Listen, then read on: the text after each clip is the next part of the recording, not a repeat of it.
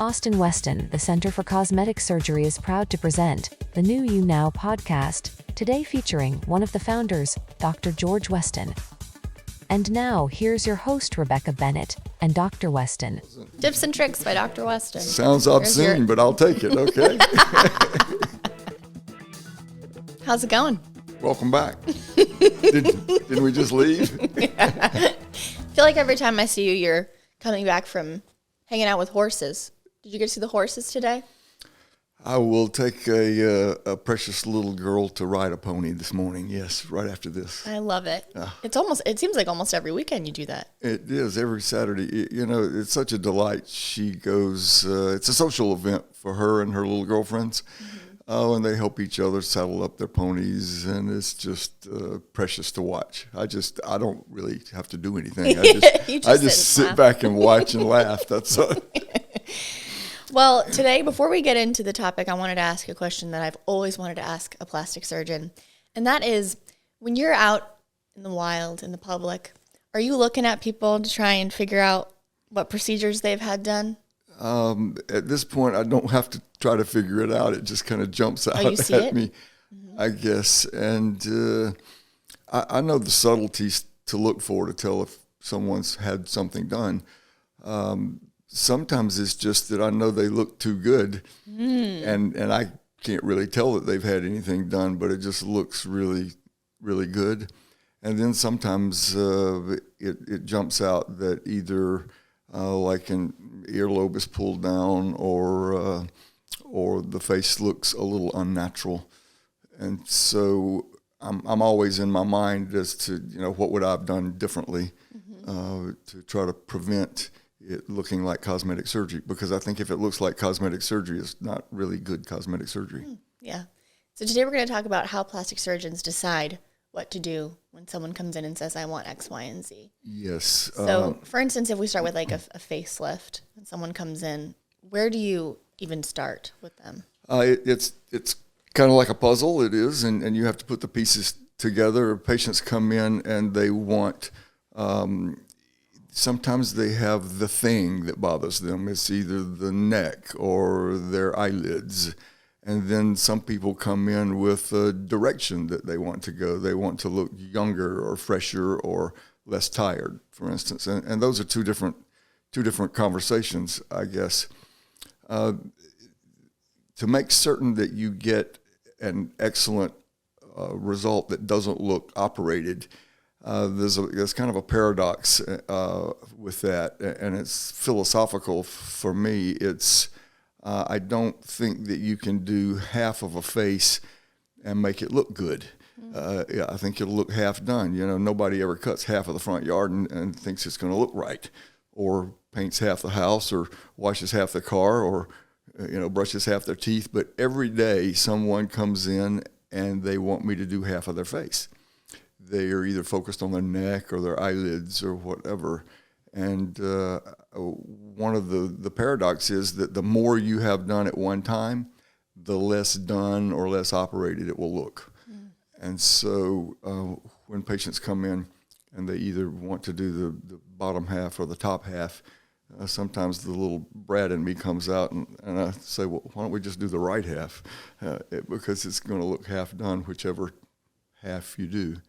And so I sit down with the patient, and our philosophy here at Austin-Weston is that we have a partnership with the patient, but the patient is the senior partner.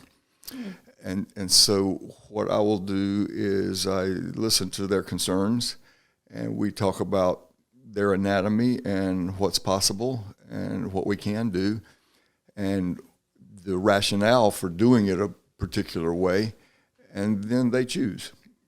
I can do half your face, and I do that sometime. I wouldn't do that, with my wife or sister. But if you want me to do half of your face, I'll do half of your face after I explain why you shouldn't do half of your face. Yeah. So it's not like it's dangerous, because obviously you would say we're not going to do that if it's no. And we can put your face on the computer imager and show you what it looks like to do half of your face. No way. Yes, or then we'll add in, the other half of your face, and you can see the difference That's cool. between doing it one way versus another way, and you can choose, what you think is the most important thing. And it's kind of like making a birthday cake. As an analogy, there's the cake, and there's the icing, and there's the candles, and then there's the flame on the candles. And so there's the basics for what you should do with, say, a facial rejuvenation to make it look natural and not operated. And then you can decorate the cake, like you can do lips, for instance. You can because the mouth ages as well as the face, and we ignore that a lot of the time. But there's things like lip lifts and corner mouth lifts and lower lip advancements and all these other little things that I would call the flame on the candle on the icing on the cake that can even make it look more natural or make it look younger. And that imager must really come in handy. I mean, when did I love the imager. We mostly do facial imaging and not so much body imaging. But I love it. It won't show you the result that you will get. It will show you an idea, the result that you can get. And so it just opens up possibilities for people to actually see it. Right. I'll bet that also helps sort of move them in the right direction if they're thinking, I only want half my face done. You're able to kind of show them what it looks like. So you can actually see what result you might get doing it different ways. And I think the thing that matters the most in how good a result you get is how good your surgeon is. I mean, there's your anatomy, but then there's how talented is your surgeon. And so you need to do your homework and choose your surgeon well, and choose a surgeon that does the procedure that you want to have done, someone who does it all the time. You don't want, for instance, someone who just does breast reconstructive surgery to do your facelift. We get really good at what we do every day. And so choose somebody that does it every day. And I know that part of this, you wanted to kind of talk about these photos, starting with kind of like the female part of this side of the face, sideburns. It's very important.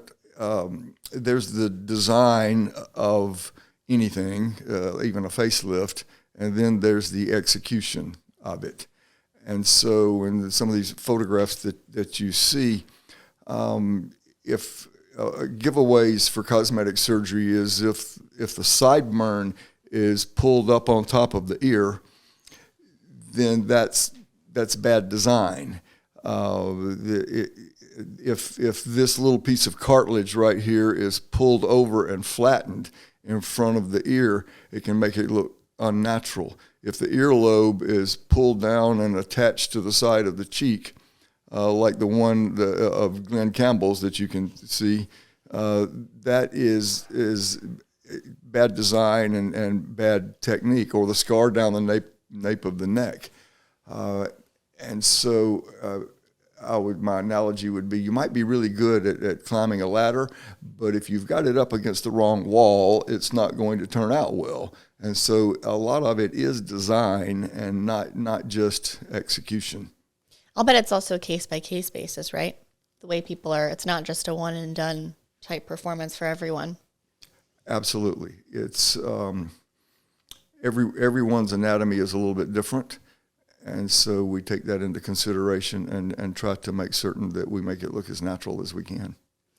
What about other parts? I know we talked about the face. What other parts of the body that someone might ask for require a lot of consideration? We do a lot of breast surgery, and so women come in and they want, say, a breast augmentation, but their breasts droop. And so if you just put an implant in a droopy breast, you get a bigger, droopier breast. And so sometimes you have to suggest, well, you could benefit from a lift as well. And then there's, what kind of lift. And so the patient has to be willing to have the scars in order to get a better shape. And so there's scar versus shape in a breast. And sometimes it takes more incisions and more scars to get a perky breast. I think one of the biggest mistakes that women make is probably choosing too big of an implant. There is size versus shape, and at some level, bigger is less shapely. And there is a line somewhere, and it's probably different for every breast. But at some point, a bigger implant goes too high, and the higher that it goes, the lower the nipple looks on the breast. And so all those women that you see on the red carpet with breasts up here, up to their neck, I promise you, that looks good in a low-cut dress, but when they take their clothes off, their nipples are not at the top of their breasts. They're not perky. And so there's a balance somewhere. What we do is we measure the width of the breast, and the implant should fit that space just the same as your foot in your shoe. And so if it's too wide, the implant, when you put it into a smaller space, is either going to curl up and wrinkle and weaken the implant, and it will fail more commonly, or it's going to be in your armpit, or it's going to be a uniboob, or it's going to be down here on your abdomen. And so it needs to fit the space. And so we help the women to choose a size of a breast, but ultimately you get to choose what size you want. And sometimes in the operating room, I feel that it's too big of an implant and it's not going to be shapely, but some women are more interested in size than shape. And so I don't choose for them. How often are you having to decide between whether to perform a surgery, to cut, or to choose an alternative that might be a little bit less invasive? No one wants surgery. We just want the results of surgery, right? So, and nowadays we have different alternatives that are non-surgical. We have Botoxes and fillers, and I guess what we all want is a minimum procedure with a maximum result with no recovery period that doesn't cost anything. Unfortunately, I don't have one of those. And so one of the misconceptions is that you can get a surgical result with a non-surgical procedure. Mm-hmm. And so they've come out with all these non-surgical, skin shrinking and fat melting procedures, but they will not give you a surgical result. Like, for instance, cool sculpting or Sculpture, and then we have one of those machines as well. But the best that you can get from one of those procedures is somewhere, say, between 20 and 25% result as compared to liposuction or a tummy tuck. Mm-hmm. And so if you're willing to have a 20% result, then maybe that's a procedure for you. But my patients don't want a 20% result. Right. They want the best I've got. That's why they're going to you. Right. And so we try to give them 100% result if we can. And how often do you see patients that might have had maybe had gone to another plastic surgery practice and not liked their results and then come here to have you fix them? I see that occasionally. I don't see it, that often, actually. I guess the surgery in this area is pretty good because I don't see many complications from other surgeons. Every now and then I'll see, what I consider to be mediocre results, whereas we're trying to give you an Olympic-style result here. And so, and sometimes I see patients that are unhappy with their results that have beautiful results from other plastic surgeons. Mm-hmm. And I go, I'm sorry, I can't improve that. Mm-hmm. Your surgeon did a great job. Wow. Go back and talk to him if you're unhappy with it. And so we treat everybody like we would our wife or sister and give them the best that we can. And I'm not trying to sell them anything. I'm trying to give them what they want rather than what I think they should have. If someone comes in with a bad case, like a not as impressive case, how often are you having to kind of turn those guys away? Is it more dangerous to kind of operate on a place of the body that's already been operated on?